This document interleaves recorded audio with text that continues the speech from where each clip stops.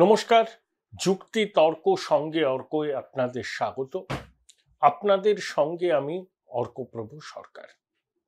আজ থেকে ঠিক 20 বছর আগে অগাস্ট মাসে স্বাধীনতা দিবসের দু একদিন আগে ধনঞ্জয়ের ফাঁসি হয়েছিল।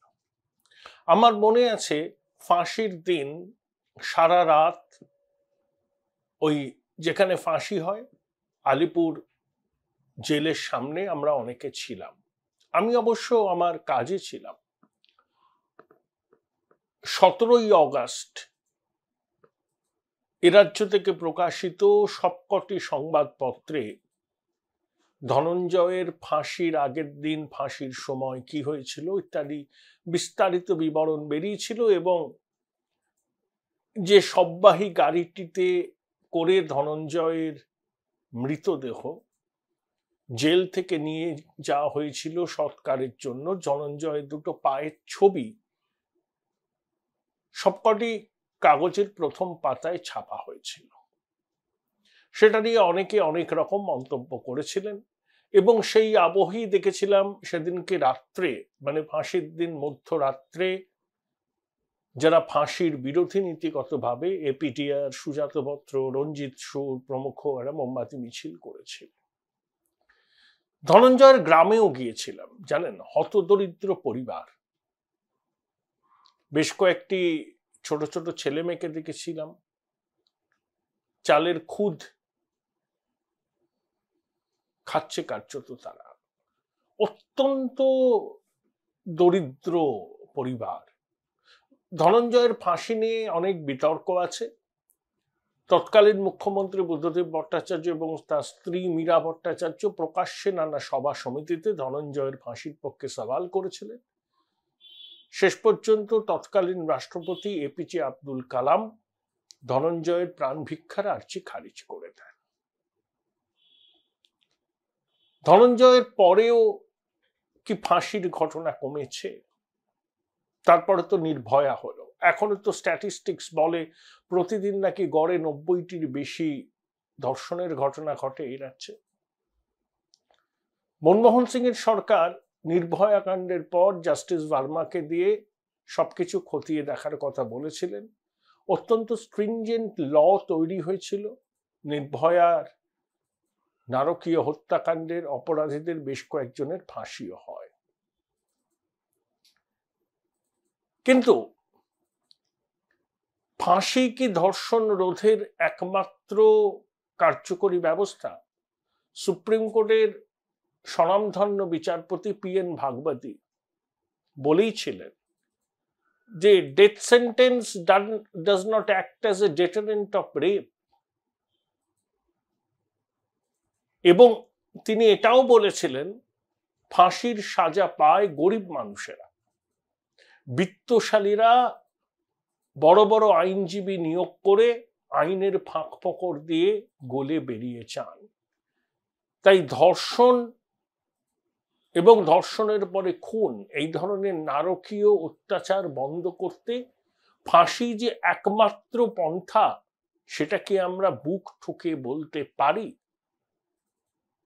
এখানেই প্রশ্ন। এবং মাননীয় মুখ্যমন্ত্রী চাপের মুখে পড়ে এখন ফাঁসি চাই, ফাঁসি চাই, ফাঁসি চাই করে বেড়াচ্ছেন। তৃণমূল কংগ্রেস বিবিধ কর্মসূচি নিয়েছে। মুখ্যমন্ত্রী বলছেন যে তিনি বিধানসভায় বিল নিয়ে আসবেন, মেজরিটি আছে, বিল পাশ হয়ে যাবে, রাজ্যপালের স্বাক্ষর করতেই হবে, রাষ্ট্রপতির কাছে পাঠানো যাবে না। রাজ্যপাল স্বাক্ষর না করলে রাজভবনের সামনে তৃণমূলের মহিলা কর্মী সমর্থকরা অবস্থান বিক্ষোভ করবে। নবান্নের সামনে ওই আগে ইন্ডিয়ান পেনাল কোড অনুযায়ী 144 ধারা, এখন ভারতীয় ন্যায় সংহিতা অনুযায়ী সেই ধারার পরিবর্তন হয়েছে, মূলত 144 ধারায়। নবান্নর সামনে যদি সেটা থাকে তাহলে রাজভবন কি তার ব্যতিক্রম? মাননীয় মুখ্যমন্ত্রী রেলমন্ত্রী, কয়লামন্ত্রী, দপ্তরবিহীন মন্ত্রী, ক্রীড়া যুব কল্যাণ মন্ত্রকের প্রতিমন্ত্রী বারে বারে বলেন আমাকে কিছু শেখাবার দরকার নেই, আমি 7 বারের সাংসদ। আশা করি একটা জিনিস জানেন, যখন সেন্ট্রাল ল এবং স্টেট ল এর মধ্যে কনফ্লিক্ট হয় তখন সেন্ট্রাল লই প্রিভেল করে। তিনি জানেন কি জানেন না আমি জানি না, যদি জানেন তাহলে এই ধরনের কথা বলা হচ্ছে বিভ্রান্তি ছড়ানো, আসল ঘটনা থেকে নজর ঘুরিয়ে দেওয়া। আর যদি না জানেন তাহলে জেনে নেওয়ার চেষ্টা করতে পারেন। না জানাটা তো কোনো অপরাধ নয়, কিন্তু না জেনে কোনো কিছু লাগাতার প্রচার করে যাওয়া জনমানসে একটা বিভ্রান্তি তৈরি করে। অর্থাৎ স্টেট ল এবং সেন্ট্রাল ল এর মধ্যে কনফ্লিক্ট অফ ইন্টারেস্ট হলে সেন্ট্রাল ল প্রিভেল করে। অভিষেক বন্দ্যোপাধ্যায় তার স্বভাব সিদ্ধ ভঙ্গিতে বললেন তিনি প্রাইভেট মেম্বার বিল আনবেন, দিল্লিতে অবস্থান বিক্ষোভ করবেন, কেন ফাঁসি বিরোধী এই কেন স্ট্রিনজেন্ট ল এই রেপের বিরুদ্ধে কেন্দ্রীয় সরকার করছে না। ভারতীয় ন্যায় সংহিতায় যে কঠোর আইনটি রয়েছে সেই আইনটি সত্যিই কঠোর, এবং সেই আইনকে চ্যালেঞ্জ জানিয়ে তার কিছু রেকটিফিকেশনের জন্য সুপ্রিম কোর্টেও কিছু সংগঠন দ্বারস্থ হয়েছে। অভিষেক বন্দ্যোপাধ্যায়ের উচিত বিষয়টার গভীরে গিয়ে প্রবেশ করে ভালো করে পড়াশোনা করে বক্তৃতা করা। আঙুল তুলে সবসময় আমি চ্যালেঞ্জ ছুটছি এই ভাবভঙ্গিতে সস্তা হাততালি কুড়োনো যায়, কিন্তু ওটা যে শূন্য কুম্ভের ঝংকার সেটা নিয়ে কারুর মনে কোনো সংশয় নেই। আবার বললেন প্রাইভেট মেম্বার্স বিল। শরণাতীতকালে ইউসিসি নিয়ে কেউ একটা প্রাইভেট মেম্বার্স বিল এনেছিল, সম্ভবত রাজ্যসভায় জগদীপ ধনকর সেটাকে অ্যাকসেপ্ট করেছেন। অর্থাৎ ইউসিসির একটা ক্ষেত্র তৈরি করা হয়েছে। পরবর্তীকালে সেটাকে মাপকাঠি ধরে ইউসিসি নিয়ে কেন্দ্রীয় সরকার আইন প্রণয়ন করতে পারেন। ইতিমধ্যেই রাজ্যসভায় এনডিএ সংখ্যাগরিষ্ঠতা পেয়ে গেছে। তাই শরণাতীতকালে একমাত্র জনৈক্য সাংসদ রাজ্যসভার, সম্ভবত বিজেপিরই বা কোনো শরিক দলের, ইউসিসি নিয়ে একটা প্রাইভেট মেম্বার্স বিল এনেছিলেন, সেটা অ্যাকসেপ্টেড হয়েছে। অর্থাৎ রাজ্যসভার চেয়ারম্যান সেটাকে গ্রহণ করেছেন। তাছাড়া প্রাইভেট মেম্বার্স বিল অনেক সময় অনেকে নিয়ে আসেন, সেগুলো কখনোই কার্যকরী করা হয়েছে বলে আমার মনে নেই, অন্তত আমার জানা নেই। অতীতে হয়ে থাকতে পারে। যারা সংসদীয় রাজনীতির তথ্য সম্পর্কে আরো বেশি খোঁজ খবর রাখেন তারা বলতে পারবে। নিশ্চয়ই আছে ভারতীয় সংসদের ইতিহাসে প্রাইভেট মেম্বার্স বিলকে অ্যাকসেপ্ট করে সেটাকে আইন প্রণয়ন করার ঘটনা নিশ্চয়ই আছে, কিন্তু আমার জানা নেই। তাই জানা নেই বলে আমি বলতে পারছি না। কিন্তু একটা আমার মনে আছে, ইউনিফর্ম সিভিল কোড নিয়ে রাজ্যসভায় জনৈক বিজেপির সদস্য বোধহয় একটা বিল এনেছিলেন, চেয়ারম্যান জগদীপ ধনকর সেটাকে গ্রহণ করেছিলেন। সেটাকে আধার হিসেবে ব্যবহার করে পরবর্তীকালে হয়তো ইউনিফর্ম সিভিল কোডের বিল নিয়ে আসা হবে, পরবর্তীকালে যদি আইন হয়তো হবে, সেটা অন্য কথা। কিন্তু নজর ঘোরানোর চেষ্টা, নিজেদের অপদার্থতা থাকবার চেষ্টা, সবকিছুই 28শে অগস্ট ছাত্র পরিষদের প্রতিষ্ঠা দিবসের সমাবেশ থেকে মুখ্যমন্ত্রী করেছেন। ফাঁসি চাই, ফাঁসি চাই, ফাঁসি চাই বলে সমবেত বৃন্দগানে আকাশ বাতাস মুখরিত হয়েছে। বিধানসভার বিশেষ অধিবেশন ডেকে আপনি বিল আনতে পারেন, গভর্নর সেই বিলটা সাইন করবেন কিনা আমার মনে বিস্তর সন্দেহ আছে, কারণ এর কোনো বৈধতা নেই। আবার বললাম, স্টেট ল সেন্ট্রাল ল এর মধ্যে কনফ্লিক্ট অফ ইন্টারেস্ট হলে সেন্ট্রাল ল প্রিভেল করে, এটা পরিষ্কার করে বলা আছে, এর কোনো অন্যথা হওয়ার নয়। 28শে অগস্টের মমতা বন্দ্যোপাধ্যায়ের ভাষণ আপনারা অনেকেই শুনেছেন, অভিষেকের ভাষণও আপনারা অনেকে শুনেছেন। অভিষেক দাড়ি রাখছে, কালকে ওকে খুব বিমর্ষ, কিছুটা চিন্তিত, কিছুটা ব্যথিত দেখলাম। মানে আসতে হয় বলে এসেছেন, মনের টানে এসেছেন কিনা এটা নিয়ে প্রশ্ন আছে। কিন্তু কাল তিনি যে কথাটা বলেছেন মমতা বন্দ্যোপাধ্যায়কে সাক্ষী রেখে, আমার মনে হয় সেটাই হলো সব থেকে তাৎপর্যপূর্ণ ঘটনা। অভিষেক বলেছেন, কেন সন্দীপ ঘোষকে সিবিআই গ্রেপ্তার করছে না? মমতা বন্দ্যোপাধ্যায়ের পাশে বসে কেন সন্দীপ ঘোষকে সিবিআই গ্রেপ্তার করছে না? এই প্রশ্ন অনেক ডাক্তারদের আছে। জুনিয়র ডাক্তাররা তার সাসপেনশন চেয়েছেন, আইএমএ তাকে সাসপেন্ড করেছে, অর্থোপেডিক অ্যাসোসিয়েশন তার সদস্য পদ বাতিল করেছে, লাগাতার তাকে জেরা করছে সিবিআই, তার পলিগ্রাফ টেস্ট হয়েছে। আরজি করের থেকে এবং সন্দীপ ঘোষের বাড়িতে সিবিআই তল্লাশির পরে প্রচুর নথিপত্র সংগ্রহ করেছে, সেটা ইডিকে পাঠিয়েছে, ইসিআইআর দাখিল করে ইডি নেমে পড়েছে তদন্তে। সর্বত্র সন্দীপ ঘোষের বিরুদ্ধে ব্যবস্থা নেওয়ার দাবি উঠছে। এর আগে শান্তনু সেন বলেছিলেন, আমার মনে হয় সেখানে তার ভেস্টেড ইন্টারেস্ট ছিল। তিনিও একজন চিকিৎসক, সন্দীপ ঘোষের সঙ্গে এককালে তার সুসম্পর্ক ছিল। সুখেন্দু শেখর রায় বলেছেন, আমার মনে হয় সেটা একটা নীতিগত অবস্থান থেকে বলেছেন। কিন্তু অভিষেক বন্দ্যোপাধ্যায় মমতা বন্দ্যোপাধ্যায়কে পাশে বসিয়ে যেভাবে সন্দীপ ঘোষকে কেন সিবিআই গ্রেপ্তার করছে না বলে সরব হয়েছেন, সেটা তাৎপর্যপূর্ণ। দেখুন, সন্দীপ ঘোষ যে 14 তলার অত্যন্ত আস্থাভাজন, সেটা বারে বারে প্রমাণিত হয়েছে। নইলে ধিক্কৃত, নিন্দিত যে অধ্যক্ষ, যিনি নাকি নিজেই পদত্যাগ করেছিলেন আরজি কর থেকে, 4 ঘন্টার মধ্যে তাকে সম্মানজনক পুনর্বাসন দেওয়া হলো।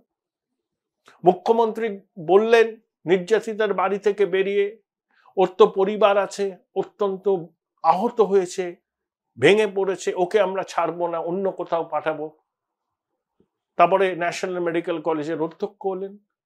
কলকাতা হাইকোর্ট বললেন আপনি ছুটিতে যান, নইলে এমন ব্যবস্থা করব যে আপনি বাধ্য হবেন। তখন সন্দীপ ঘোষ স্বাস্থ্য ভবনে ছুটির আবেদন করে, ছুটি মঞ্জুর হয়ে যায়। তারপরে ঘটনাবলী আপনারা জানেন।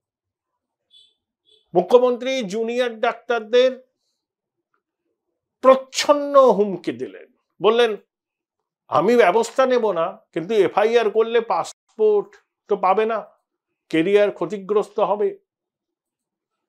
সুপ্রিম কোর্টে বলেছে কাজে ফিরে যাও। আবার একই সঙ্গে বলছেন জুনিয়র ডাক্তারদের আন্দোলনকে তিনি সমর্থন করেন। জুনিয়র ডাক্তারদের দাবি স্পষ্ট। দেখুন, এক, নির্যাতিতার বিচার, তার হত্যাকারীর প্রকৃত পরিচয় সামনে আনা হোক। 2, কলকাতার পুলিশ কমিশনার বিনীত গোয়েলকে পদত্যাগ করতে হবে। 3, সন্দীপ ঘোষকে সাসপেন্ড করতে হবে এবং স্বাস্থ্যকর্মী চিকিৎসকদের সুরক্ষার ব্যবস্থা করতে হবে। বিনীত গোয়েলকে পদ থেকে সরানো, সন্দীপ ঘোষকে সাসপেন্ড করা এবং হসপিটালের সুরক্ষা ব্যবস্থা ঢেলে সাজানো, এটা নবান্নর হাতেই আছে। তদন্ত করছে সিবিআই। সিবিআই এর কাছে এই দাবি জুনিয়র ডাক্তাররা করতেই পারেন। তাড়াতাড়ি তদন্ত শেষ করে প্রকৃত দোষীদের চিহ্নিত করে শাস্তিটা সুনিশ্চিত করে। মুখ্যমন্ত্রী একবারও বলেছেন যে সন্দীপ ঘোষকে আমি সাসপেন্ড করব? একবারও বিনীত গোয়েলকে সরিয়ে দেওয়ার কথা বলেছেন? বলেননি। তাহলে যে 4টে দাবি আন্দোলনরত চিকিৎসকদের, তার 3টে দাবি পূরণ করার ক্ষমতা রাজ্য প্রশাসনের আছে, একটা সিবিআই করছে তদন্ত। তাহলে আপনি অন্তত এই যে 3টে দাবি পূরণ করার ক্ষমতা যখন আপনার হাতে আছে, সেটা পূরণ করুন। খুব কি অযৌক্তিক দাবি করছে তারা?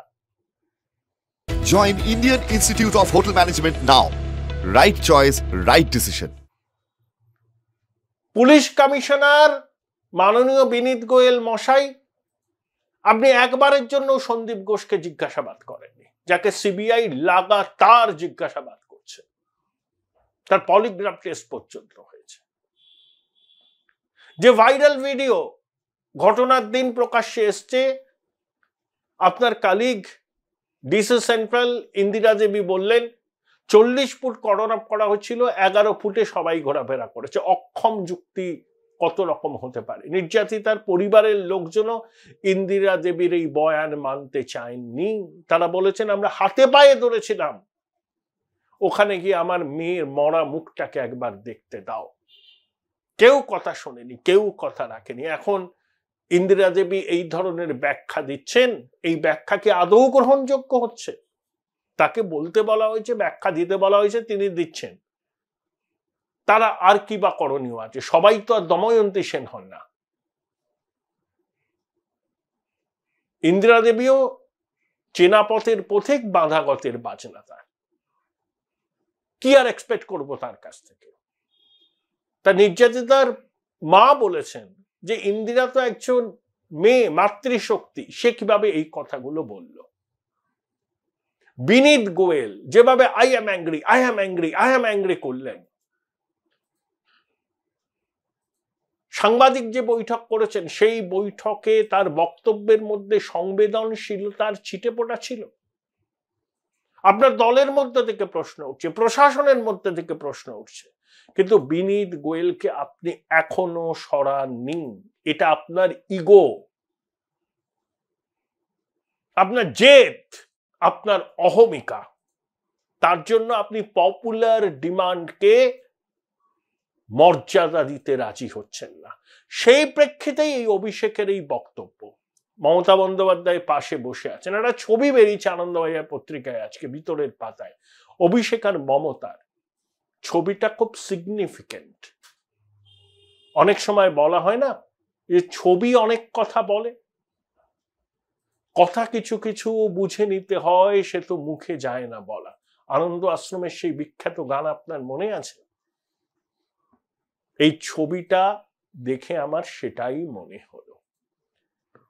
দেখুন, অভিষেক একটা মরাল হাই গ্রাউন্ড নেওয়ার চেষ্টা করছে, এর পিছনেও তার রাজনৈতিক অভিসন্ধি আছে। অভিসন্ধিটা কি? যে তাকে মুখ্যমন্ত্রী ক্যাবিনেটে ডেপুটি চিফ মিনিস্টার হিসেবে নিয়োগ করুন, এবং তার ঘনিষ্ঠরা, অভিষেকের আস্থাভাজনরাও এই দাবিটা করছেন, দলের মধ্যে করছেন। কখনো কখনো সবকিছু থেকে দূরে সরে থেকে নিজেকে গুটিয়ে নিয়ে প্রশাসন যেভাবে আর্চিকর কাণ্ডটাকে হ্যান্ডেল করেছে সেটা যে তার মনোপুত নয় সেটা বুঝিয়ে দিয়েছেন। কিন্তু অভিষেক এই কথাগুলো বলে আসলে তার পিসির উপর চাপ দিচ্ছেন যে এবার নতুন রক্ত ক্যাবিনেটে আনা হোক, তিনি যদি গুরুত্বপূর্ণ দায়িত্ব পান তাহলে পরিস্থিতির বদল তিনি ঘটাবেন। এটা আর কিছু নেই, এটা হচ্ছে পরিবার কেন্দ্রিক রাজনৈতিক দলের ক্ষমতা দখলের একটা অঙ্ক, একটা ঘরোয়া বিবাদ, একটা মন কষাকষি। অভিষেক মমতা বন্দ্যোপাধ্যায়ের সামনে সন্দীপ ঘোষকে কেন গ্রেপ্তার করছে না সিবিআই, একথা বলার অর্থ এই যে সন্দীপ ঘোষ যে অনেক ক্ষেত্রে নাটের গুরু সেটা অভিষেক বন্দ্যোপাধ্যায় পরিষ্কার বলে দিয়েছেন। আর সন্দীপ ঘোষ যে মমতা বন্দ্যোপাধ্যায়ের আস্থাভাজন, দাস সাম্রাজ্যের একজন স্তম্ভ, এটা যেমন ডাক্তার ফাটানেডি বলছে, বিরোধীরা বলছে, অনেক ওয়াকিবহাল সাধারণ মানুষ বলছেন, সেই কথাটাই অভিষেক বলছেন। অর্থাৎ বিরোধী, জুনিয়র ডাক্তার, সাধারণ মানুষের দাবির সাথে অভিষেক সেই দাবিকে যে সমর্থন করেন সেটা মমতা বন্দ্যোপাধ্যায় সামনে তাকে লক্ষ্য করেই বললেন। আমার মতে এটা হলো 28 অগাস্ট ছাত্র পরিষদের প্রতিষ্ঠা দিবসের যে সমাবেশ তৃণমূল কংগ্রেস করলো তার সব থেকে বড় উল্লেখযোগ্য ঘটনা। বাকি যে কথাগুলো বলেছেন মমতা এবং অভিষেক, ওগুলো বলতে হয় বলে বলেছেন। অভিষেক আঙুল তুলে চ্যালেঞ্জ করেন, চ্যালেঞ্জ করার একটা মানসিকতা তার আছে, বলেন আমি খুব জেদি ইত্যাদি, সে বলতেই পারেন। Politicians use to say half truth and usual lies, অর্ধ সত্য এবং মিথ্যা কথা বলেন অধিকাংশ রাজনীতিবিদ, সব দলের, দলমত নির্বিশেষে। কিন্তু অভিষেক যে কথাটা বলেছেন মমতাকে পাশে বসিয়ে নিয়ে, সেই কথাটা হচ্ছে কার্যত মমতা বন্দ্যোপাধ্যায়ের স্বাস্থ্য মন্ত্রকে যে অনাচারের অভিযোগ উঠেছে সন্দীপ ঘোষ এবং দাস সাম্রাজ্যকে কেন্দ্র করে সেই দিকেই আঙুল তোলা। মমতা বন্দ্যোপাধ্যায়ের এটা ভালো লাগার কথা নয়। আমি জানি না গৃহযুদ্ধ 28শে অগস্টের পর কোন পর্যায়ে পৌঁছেছে। দেখুন, রাজনীতিতে ধারণা একটা বড় জিনিস। অভিষেকের বডি ল্যাঙ্গুয়েজ কালকে যদি আপনারা লক্ষ্য করেন, আড়ষ্ট, কুণ্ঠিত, মনে হচ্ছে যেন জোর করে ওকে কেউ নিয়ে এসছে, ওর আসার ইচ্ছা ছিল না। একটা কথাই অভিষেক যেটা বলেছেন সেটাই তাৎপর্যপূর্ণ, কেন সন্দীপ ঘোষকে সিবিআই গ্রেপ্তার করছে না। তখন মমতা বন্দ্যোপাধ্যায়ের মুখের এক্সপ্রেশন আমার দেখার সুযোগ হয়নি, যারা দেখেছেন তারা বলতে পারবেন। কিন্তু আনন্দবাজার পত্রিকায় আজকে ভিতরের পাতায় একটা ছবি বেরিয়েছে অভিষেক এবং মমতাকে এক ফ্রেমে নিয়ে, সেই ছবিটা অনেক কিছু ইঙ্গিত করছে। দেখুন, বিরোধী দলনেতা শুভেন্দু অধিকারী নবান্ন, কালীঘাট আর লালবাজার অভিযানের ডাক দিয়েছে। ছাত্র সমাজের ডাকে যে নবান্ন অভিযান হয়েছিল তার পিছনে শুভেন্দুদের যে সমর্থন ছিল ওটা তার গোপন কিছু না, এবং সেই মোমেন্টামটা ধরে রাখার চেষ্টা করছে তারা। এবং বিজেপির কেন্দ্রীয় নেতৃত্ব বলেছেন যে রাস্তাই রাস্তা দেখাবে, এবং অনেকদিন বাদে বিজেপি পরিবারের একটা ঐক্যবদ্ধ ছবি সামনে এসেছে। কিন্তু এখানে একটা কথা আছে, এই যে আন্দোলনটা চলছে না, এটা হচ্ছে সিভিল সোসাইটি, সাধারণ মানুষের আন্দোলন। কালকে ডাক্তারদের মিছিল যখন শ্যামবাজার থেকে ভূপেন বোস অ্যাভিনিউ ধরে, সেন্ট্রাল অ্যাভিনিউ ধরে ধর্মতলা আসছে, পথ চলতি মানুষ, সরকারি বেসরকারি সংস্থার কর্মীরা স্লোগানে গলা মিলিয়ে এই ডাক্তারদের দাবিকে সমর্থন করেছে। সাম্প্রতিককালে বা বিগত অনেক দিন এই ধরনের স্বতঃস্ফূর্ত জন আন্দোলন কলকাতা শহরে কি হয়েছে? এই আন্দোলন তখন ভোঁতা হয়ে যাবে, শাসকের সুবিধা হবে যদি সেই আন্দোলনের হ্রাস বিরোধী দলগুলো নিতে চায়।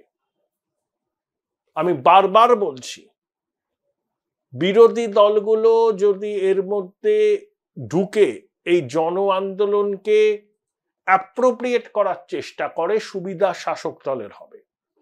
বিরোধী দলগুলোর উচিত, তারা নৈতিক সমর্থন জানাতেই পারে, কেন জানাবেন না, এখন মাঠের ধারে বসে অপেক্ষা করা, জনতার আন্দোলন কোন পর্যায়ে যায় সেটাকে লক্ষ্য রাখা। তারা যদি এর মধ্যে নাক গলাতে শুরু করেন, সেটা কিন্তু শাসকের সুবিধা হবে। এই কথাটা মোহাম্মদ সেলিম, শুভেন্দু অধিকারী, অধীর চৌধুরী যত তাড়াতাড়ি বোঝেন, তত কিন্তু পশ্চিমবঙ্গের মানুষের মঙ্গল। মানুষই ব্যর্থ প্রাণের আবর্জনা পুড়িয়ে ফেলে আগুন জ্বালবে। আপনাদের কিচ্ছু করতে হবে না, আপনারা চুপটি করে সাইড লাইনের ধারে বসুন, নিজেদের মতো কর্মসূচি নিন, কিন্তু জন আন্দোলনকে অ্যাপ্রোপ্রিয়েট করার চেষ্টা করবেন না। তাতে আন্দোলন ভোঁতা হয়ে যাবে, শাসকের সুবিধা হবে। রাজনীতির রুটি শেখার সুযোগ আপনারা অনেক পাবেন ভবিষ্যতে, কিন্তু এখন সেটা কিন্তু সময় নয়। এটা যদি আপনারা না বোঝেন, তাহলে কিন্তু ইতিহাস আপনাদের ক্ষমা করবে না। দেখুন, রাষ্ট্রপতি দ্রৌপদী মুর্মু পিটিআইতে একটা সাইন আর্টিকেলে আর্চিকরের প্রসঙ্গ তুলেছেন। কেন শুধু আর্চিকরের কথা বললেন মাননীয় রাষ্ট্রপতি দ্রৌপদী মুর্মু? স্থানীয় তৃণমূলের গোসা কুণাল ঘোষ নানা কথা বললেন। আসলে কুণাল বাবুকে বলতে বলা হয় বলে বলেন, তিনি নিজেও ওগুলো বিশ্বাস করেন কিনা তা নিয়ে আমার সন্দেহ আছে। কিন্তু একটা জিনিস আমি লক্ষ্য করেছি, আপনারা যদি খেয়াল করেন দেখবেন নির্বাচনের আগে এবং নির্বাচনের পরে, নির্বাচনের আগে 2 মাস, নির্বাচনের পরে দিন 15, কুণাল ঘোষ বিজেপিকে তো আক্রমণ করতেন, বিশেষত শুভেন্দু অধিকারীকে যে ভাষায় আক্রমণ করতেন, অনেক ক্ষেত্রে অনেকে বলেন সেটা শালীনতার সীমা ছাড়িয়ে যেত। শুভেন্দুও প্রত্যুত্তরে নানা কথা বলতেন। এখনো শুভেন্দুকে তিনি আক্রমণ করেন, কিন্তু সেটা খুব রাজনৈতিক, তার মধ্যে কখনো রসিকতার মিশেলও থাকে। ওই যে যেদিনকে স্বাস্থ্য ভবন অভিযান করলো বিজেপি, সেদিনকে শুভেন্দু এবং শ্রমিক ভট্টাচার্যকে গ্রেপ্তার করে বাসে তুলেছিল পুলিশ। তা কুণাল বাবু কি বললেন? জানলার দ্বারে শুভেন্দু বসে আছে, মনে হচ্ছে ওরা দুজন মন্দারমণিতে যাবে, আমি বলবো পুলিশকে একটা লাক্সারি বাসের ব্যবস্থা করে। এই যে টিকা টিপ্পণী, এটা শালীনতার সীমা লঙ্ঘন করেনি। অতীতে কুণাল বাবুর বক্তব্য দেখুন, 2-3 মাস 4 মাস আগে, আর এখন কুণাল বাবুর বক্তব্য দেখুন। আগেকার বক্তব্যে ঝাঁঝ এবং একই সঙ্গে ব্যক্তিগত আক্রমণ ছিল, সেটাই বেশি ছিল। শুভেন্দুও করতেন এবং কুকথার প্লাবনও রাখত, কিন্তু কুণাল বাবু বিগত 1 মাস হলো দেখছি শুভেন্দুকে খোঁচা দিচ্ছেন, বঙ্কিম কটাক্ষ করছেন, কিন্তু সেটা রাজনৈতিক প্রতি আক্রমণ, তার মধ্যে ব্যক্তি আক্রমণ কিন্তু নেই। সেটা বিখ্যাত উর্দু শায়রি আছে, জানেন তো, दुश्मनी जमकर करो मगर ये गुजारिश रहे, जब कभी हम दोस्त बन जाएं तो शर्मिंदा मत हो। এটা খুব মনে পড়লো আমার। এই যে অভিষেকের হঠাৎ করে বিলম্বিত বোধোদয়, পিসির সামনে সন্দীপ ঘোষের গ্রেপ্তারির দাবিতে সরব হওয়া, অঙ্কটা কি? কথা বলেছিলাম বিশিষ্ট রাজনৈতিক ব্যক্তিত্ব অমিতাভ দত্তর সঙ্গে। আচ্ছা, অমিতাভ দা, দেখুন, এই যে প্রতিবাদটা সারা রাজ্য, দেশ এবং বিদেশেও হচ্ছে আরজি করের ঘটনার প্রেক্ষিতে, এই প্রতিবাদ, এটা হচ্ছে সাধারণ মানুষের প্রতিবাদ। এই যে রাজনৈতিক দলগুলো এর মধ্যে ঢুকে পড়ছে, আমার তো মনে হয় এর ফলে মমতা ব্যানার্জিরই সুবিধা হবে। হয়ে তো গেছে। উনি তো 20 দিন ওনাকে দেখা যায়নি, ওনার লোকজনকেও দেখা যায়নি, সব তো কুচকিয়ে বসেছিলেন। যে মুহূর্তে আগের দিন নেমে পড়লো কিছু লোক ওই অভিযান, নবান্ন অভিযান ইত্যাদি করে, সঙ্গে সঙ্গে উনি কালকে সুযোগ পেয়ে গেলেন। এবং কালকে যে ধরনের কথা উনি বলেছেন, একজন মুখ্যমন্ত্রী দূরস্থান গণতান্ত্রিক দেশে কোন রাজনৈতিক নেতার ওই বডি ল্যাঙ্গুয়েজ এবং বক্তব্য হতে পারে না। এই যে বলেছেন যে ফোঁস করুন, এ তো অনেকে বলছেন যে এর মধ্যে প্ররোচনা আছে। না, ফোঁস ওসব বলে কি হবে? শুনুন, মানুষ যেভাবে নেমেছিল, আমি আপনাকে বলছি, বা এখনো মানুষের ভিতরে যেটা আছে, এটা একটা গণতান্ত্রিক পরিকাঠামো, এবং তার গভর্নমেন্টটা, আমি আপনাকে অতীতকাল স্মরণ করিয়ে দিচ্ছি, খুব বেশি দিন না। 2008 সালের পঞ্চায়েত নির্বাচনের পরে বুদ্ধদেব বাবুর সরকার পশ্চিমবাংলায় ইনফ্রাকচুয়াস হয়ে গেছিল। মানে তার ক্ষমতায় ছিল, উনিও মুখ্যমন্ত্রী ছিলেন, কিন্তু ওনার কোনো মানে কর্ম ছিল না, মানে তার অর্ডার গভর্নমেন্ট বা পিপুলের কাছে পৌঁছচ্ছিল না।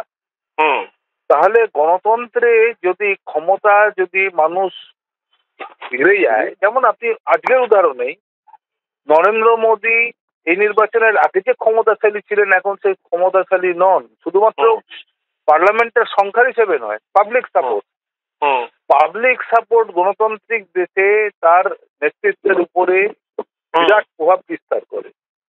এবং মমতা বন্দ্যোপাধ্যায়ের উপরে পাবলিক সাপোর্ট একটা বিরাট সংখ্যক মানুষের কাছ থেকে সরে গেছে, সম্পূর্ণভাবে সরে গেছে। এবং তারা আজকে মমতা বন্দ্যোপাধ্যায়ের প্রতি হস্টাইল, মানে নিউট্রাল না, হস্টাইল।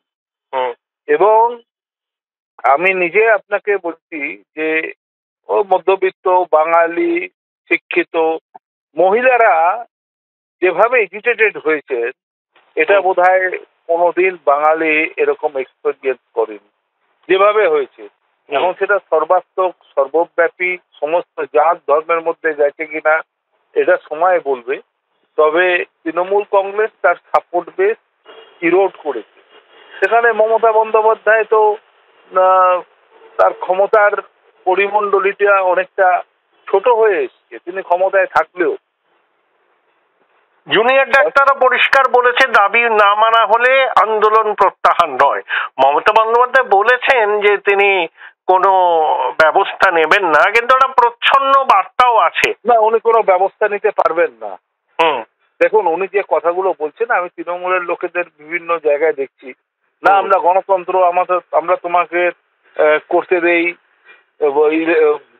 মিছিল করতে দিই, মিটিং করতে দিই, এটা যদি গণতন্ত্র না থাকতো তোমরা বলতে পারতে, তোমরা নবান্ন যাত্রা করতে পারতে, বা তোমরা অমুক করতে পারতে। এটা ভুল ব্যাখ্যা হচ্ছে। মমতা বন্দ্যোপাধ্যায় তো ভারতবর্ষের প্রধানমন্ত্রী, বা এখানে এমার্জেন্সি জারি করার ক্ষমতা ওনার নেই। তিনি একটা ডেমোক্রেটিক এবং কনস্টিটিউশনাল ফ্রেমওয়ার্কের ভিতরে কাজ করছে। আজকে যা যা অর্ডার হচ্ছে সমস্ত থ্রু কোর্ট, এবং গত 13 বছর ধরে মমতা বন্দ্যোপাধ্যায় গণতান্ত্রিক কাঠামোকে একেবারে পদদলিত করেছে। আমাদের যা ছোট ছোট যারা রাজনৈতিক দল বা সংগঠন, তারা কি সবসময় হাইকোর্ট থেকে এই অর্ডার নিয়ে আসতে পারবে না? আদৌ আনতে পারবে? তাদের পুলিশি পারমিশন নিয়ে একটা হল নিতে পারবেন না আপনি কলকাতা শহরে কোথাও? এগুলো কেউ বলছে? উনি প্রথমে ওই যেখানে বসে উনি ধর্ণা দিয়েছিলেন ধর্মতলায়, সেই জায়গাটাকে উনি করে দিলেন, প্রথমে সিবিডি বলে, সেন্ট্রাল বিজনেস ডিস্ট্রিক্ট বলে, ওখান থেকে সবাইকে তুলে দিলেন। এগুলো তো উনি করেছেন একেবারে। কিন্তু কোর্ট আইন অনুযায়ী, কোর্ট যা করছে, কোর্ট তো মনসবদারি করতে পারে না। মুখ্যমন্ত্রী যদি আইন না মানেন, তাহলে কোর্টের দায়িত্ব তাকে আইন মানানো। কোর্টের দায়িত্ব তাকে সাজা দেওয়াকে না ভবিষ্যৎ বলবে, কিন্তু কোর্টের দায়িত্ব তাকে আইনটা মানানো। কোর্ট তাই করছে। আমার শেষ প্রশ্ন, কালকে কিন্তু সব থেকে বড় যে ঘটনাটা একটু আড়ালেই চলে গেল, পরিষ্কার অভিষেক বলল কেন সন্দীপ ঘোষকে সিবিআই গ্রেপ্তার করছে না। মমতা বন্দ্যোপাধ্যায় তখন মঞ্চে বসে সন্দীপ ঘোষের গ্রেপ্তারি চেয়েছে দুজন। হ্যাঁ, মানে এক হচ্ছে সুখেন্দু শেখর রায়, আর এক হচ্ছে শান্তনু সেন। আমি ধরে নিলাম সুখেন্দু শেখর রায়ের একটা প্রিন্সিপাল অবস্থান ছিল, শান্তনু সেনের ভেস্টেড ইন্টারেস্ট ছিল।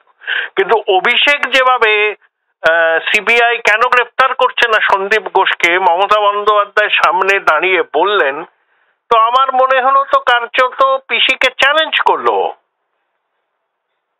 শুনুন, আমি আপনাকে একটা কথা বলি, যেটা style of functioning Trinamool Congress এবং মমতা ব্যানার্জি। সেটা হচ্ছে, আমরা দীর্ঘদিন 34 বছরের বামফ্রন্টের শাসন দেখে এসেছি, এবং আমরা কেন্দ্রে মানে গত 10-12 বছর ধরে বিজেপি সরকার দেখছি, 10-11 বছর ধরে। কিন্তু তৃণমূল কংগ্রেসের স্টাইল অফ ফাংশনিংটা এন্টায়ারলি ডিফারেন্ট। এরা শাসক তো, কিন্তু অপোজিশন স্পেসটাকেও এরা কুঁচকে দেয়। তাই জন্যে এরা এই যে আবার এটা তো বলছেন না, সে অভিষেক ব্যানার্জি স্টেজে সেই পিছিয়ে পায়ে হাত দিয়ে নমস্কার করে তারপরে সে বসেছে। তাহলে এইগুলো হচ্ছে, এই এতদিন ধরে যে অত আলোচনা হয়ে যাচ্ছে অভিষেক ব্যানার্জি সেনাপতি পদ দেখাবে ইত্যাদি ইত্যাদি, এইগুলো হচ্ছে তৃণমূলটা একটা কংগ্লোমারেশন অফ ইন্টারেস্ট। এখন 2011 সালে conglomerate of desperate interest where only cement of solidarity is provided by power or chances of attaining power. 11 সালের আগে মমতা বন্দ্যোপাধ্যায়ের নেতৃত্বে একটা বড় লড়াই ছিল, একটা ওই জগদ্দল পাথরকে পশ্চিমবঙ্গ থেকে সরানো, বামফ্রন্ট। তারপরে উনি যে সরকারটা প্রতিষ্ঠা করলেন, সরকার এবং দল, সেটা একটা ভেস্টেড ইন্টারেস্টের উপরে দাঁড়িয়ে আছে। সেখানে ক্ষোভ বিক্ষোভ, আপনি তো সমস্ত লোককেই গলায় মোটা সোনার চেন পরিয়ে ঘুরিয়ে দিতে পারবেন না, কিছু লোক নিচ্ছে। তাহলে বাকি লোকেরা কি করছে? আপনি কান পাতুন না, একটা পার্ক হলে, একটা নর্দমা পরিষ্কার হলে সেখানকার তৃণমূল কংগ্রেসের নেতা কর্মীরা কি বলে, তারা 1 লাখ টাকা এসছে, তার মধ্যে 15,000 টাকা খরচা হয়েছে, বাকি অমুক জায়গায় সত্য মিথ্যে যাই হোক। আপনি বাম আমলে কখনো সব শুনেছেন? তারা কি তখন থেকে কাটমানির রাজনীতিতে ছিল না? সবই ছিল। এখন প্রশ্ন দাঁড়াচ্ছে যে ওনারই ভিতরে, ওনারই পেরিফেরিতে যেগুলো বিক্ষুব্ধ জায়গাগুলো আছে, সেগুলোকেও ইনসাইড পার্টির ভিতরে নিয়ে নেওয়ার জন্য এটা তৃণমূল কংগ্রেসের একটা ক্রয়। এটা কংগ্রেসের সিস্টেমে চলেছে দীর্ঘদিন, ইন্দিরা গান্ধীর আগে পর্যন্ত। তারপর ইন্দিরা গান্ধী সর্বব্যাপী হয়েছেন, দলকে পুরো পূর্ণ ক্ষমতা দখল করেছেন। যদি এই ইতিহাসটা দেখেন, তৃণমূল কংগ্রেস একেবারে খুব সুন্দরভাবে ওই ক্রয়টা নিয়ে চলছে। আমি তৃণমূল কংগ্রেসে অভিষেক ব্যানার্জিকে মমতা ব্যানার্জির আলাদা মনে করি না, মমতাকে অভিষেক ব্যানার্জির আলাদা মনে করি না। আর আরেকটা কথা বলছি, আরেকটা কথা একটু পরিধানযোগ্য একটু গ্রহণ করে নেন। আমি অভিষেক ব্যানার্জিকে এখনো পর্যন্ত নেতা হিসাবেই আমি স্বীকৃতি দিতে রাজি নই। নেতা হিসাবে উনি তো স্ক্রিপ্টেড লিডার, উনি planted leader. Mamata Banerjee is a very big leader. ব্যর্থ হন, সফল হন, ওখানে নেতৃত্ব নিয়ে কোশ্চেন করার মতো দৃষ্টতা কারুর নেই। কিন্তু অভিষেক ব্যানার্জির রাজনৈতিক জন্মই হয়েছে তৃণমূল কংগ্রেস ক্ষমতায় আসার পরে। তারপরে পুলিশ শান্তি নিয়ে উনি ঘুরে বেড়াচ্ছেন। এখন ভেস্টেড ইন্টারেস্ট সমস্ত লোকেরা তাকে ঘিরে আছে। তিনি তো ত্রিপুরায় জাল ফেললেন, উনি গোয়ায় জাল ফেললেন। সর্বভারতীয় তৃণমূল কংগ্রেস এখন পশ্চিমবাংলার অনেক ডিস্ট্রিক্টে ক্ষমতা হারিয়েছে। আপনি যদি এইগুলোকে আরেকটু দেখেন, ভালো করে অ্যানালিসিস করেন, এই লোকসভা নির্বাচনে পশ্চিমবাংলার অনেক জেলার অনেক জনপদকে তৃণমূল কংগ্রেস নিশ্চিহ্ন হয়ে গেছে। এটা দেখে নেবেন। থ্যাংক ইউ, দেখে নেবেন। Thank you.